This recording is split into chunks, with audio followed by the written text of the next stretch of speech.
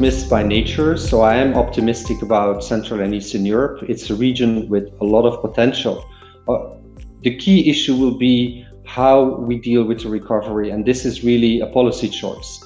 If we make the right choices and if the region makes the right choices, I'm very optimistic.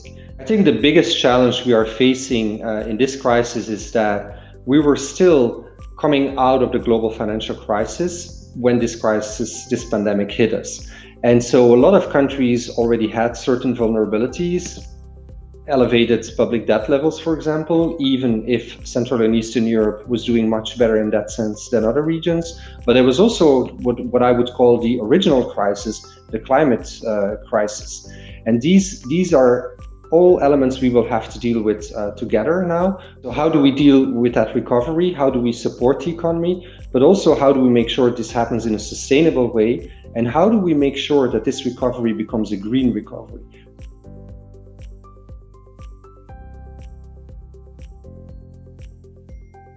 Well, the message of the IMF has been clear, and that is to maintain strong policy support to sustain the recovery. Our projection is that the recovery will be very long, because this crisis is taking much longer than we initially expected in March of this year. Good news is for the Central and Eastern European region is that they're doing much better than the rest of Europe. Of course, fiscal policy has done the heavy lifting. There has been a lot of support on the fiscal side, but also in terms of monetary policy and in terms of support for the financial sector, that has been quite substantial. A lot of countries had very high public debt levels going into this crisis.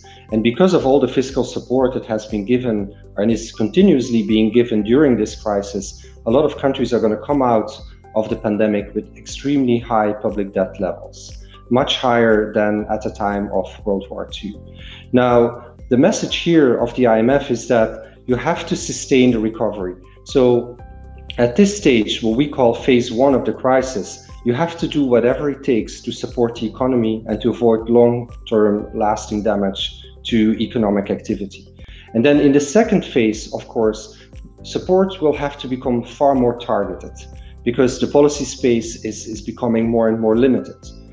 And then in the last phase, hopefully we can work towards a recovery where at that point, we will have to start discussing the public debt levels and how to deal with them. Of course, there are very big differences between regions. The good news here is that many countries in Central and Eastern Europe started the crisis with much lower public debt levels than other countries around the world. And so that gives them some margin to deal with that problem later on.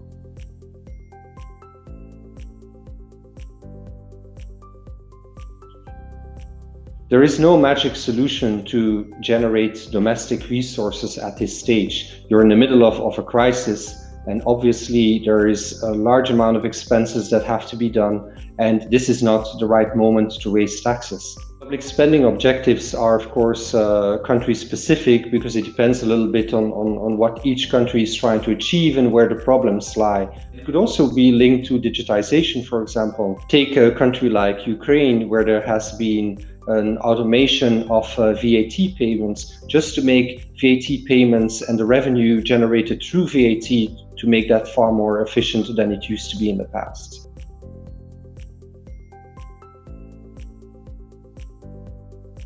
What's really important also is that we work together. It's clear that this is not a crisis that is hitting one country or one region. The whole world is impacted by the crisis. It's really important that both advanced and emerging markets and low-income countries all work together for a common goal. And this is what we're trying to achieve at the IMF, getting countries together to make sure we make the right decisions and can shorten this crisis as much as we can.